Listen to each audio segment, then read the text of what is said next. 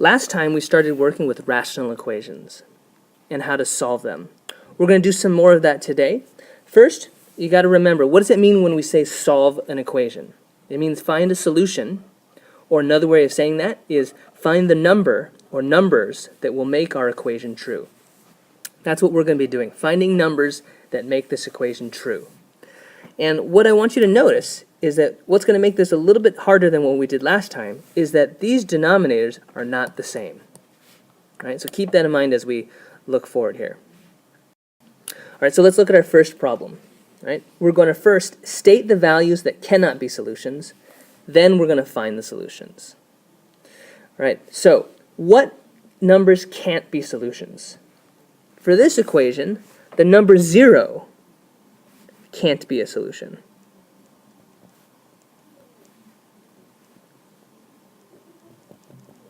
How do I know that? Because if I were to input 0 for x, 10 times 0 would be 0. 7 divided by 0 would be undefined. Right? So even without doing anything, we know that 0 can't be the solution. Okay? So I always want you to start with that, saying what the solution can't be. Okay? And then we can deal with this. Right? And the extra thing that we're going to do on this one, compared to yesterday, is we're going to first try to get all 3 of these fractions that have the same denominator. All right? So let's start by factoring all our denominators. So for the first fraction, it's going to be 7 over 5 times 2x. And then for the second fraction, it's 1 over 2 times 7. And then the third one is already pretty much factored, 5 times x. All right, so let's think about what factors are missing in each denominator. For the first one, we're missing a 7. So let's multiply this by 7 over 7 to get an equivalent fraction. And then for the second one, we're going to need to multiply by 5x over 5x. And then for the last one, we're going to need to multiply by 2 times 7. Right? And if you take a look at our denominators, what do we have? We have a 7, 5, 2x. 7, 5, 2x, 7, 5, 2x. All the denominators are the same. All right, so that's going to give me a denominator for all 3 of these fractions of 70x.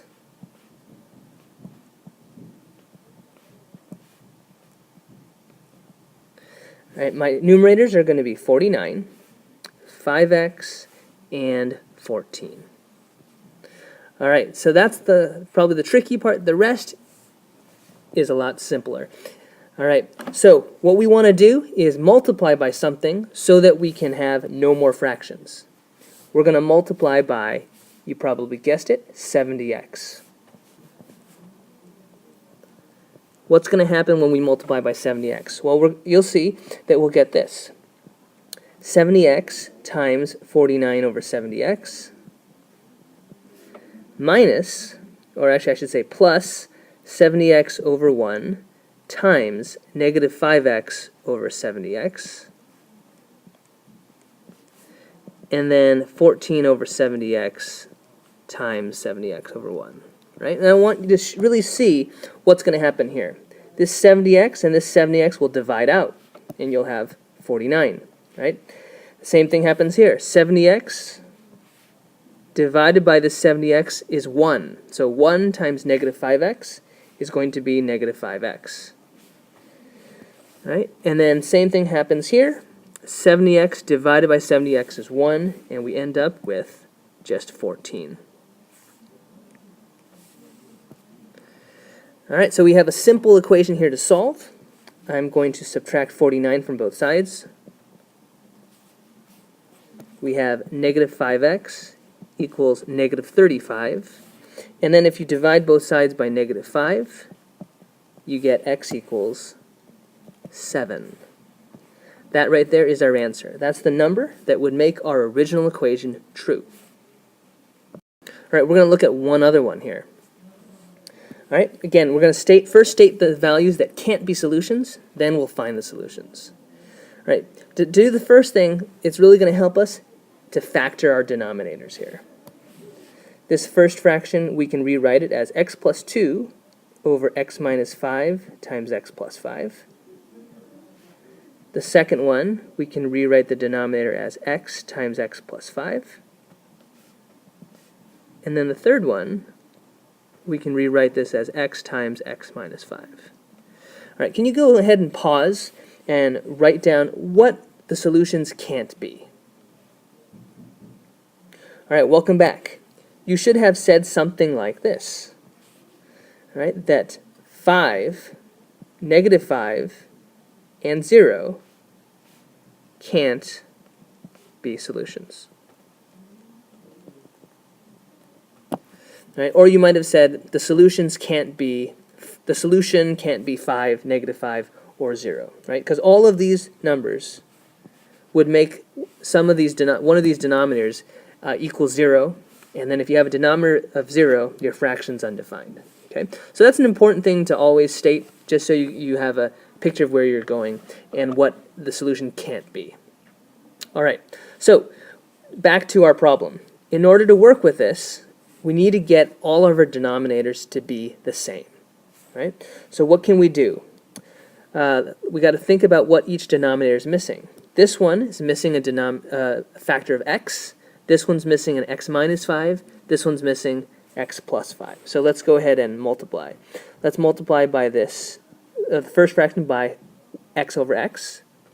The second one will multiply by x minus 5 over x minus 5. And the last one will multiply by x plus 5 over x plus 5. So for the first fraction, we're going to get x squared plus 2x over x times x minus 5 times x plus 5. The second fraction will get 6x minus 30 over all of this, x times x plus 5 times x minus 5. And then the last one we get 2x plus 10 over x times x minus 5 times x plus 5. All right, and that's really good because we have the same denominator on all of these. Okay, what we want to do now is multiply both sides by that fraction. I'm going to need more space here. All right, so you're going to multiply by x times x minus 5 times x plus 5 on the left, and same thing on the right.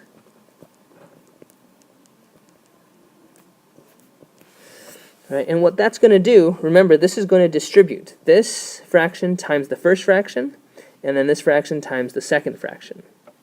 Right? I'm going to write that out just so you can really see it. So it's x times x minus 5 times x plus 5 over 1 times x squared plus 2x over all of this plus, same thing, x times x minus 5 times x plus 5 over 1, and that's going to be multiplied. Oh, this is a long problem, need a space. 6x minus 30 over all of that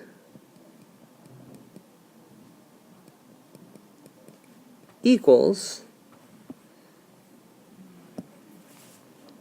2x plus 10 over x times x minus 5 times x plus 5 times all of this.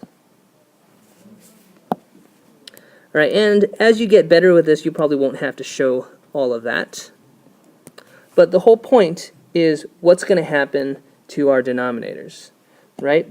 And what I want you to see is that this divided by this will be 1. So we'll just have x squared plus 2x. And then here, this divided by this will be 1. So we'll just have 6x minus 30. And then same thing here. This divided by this will be 1.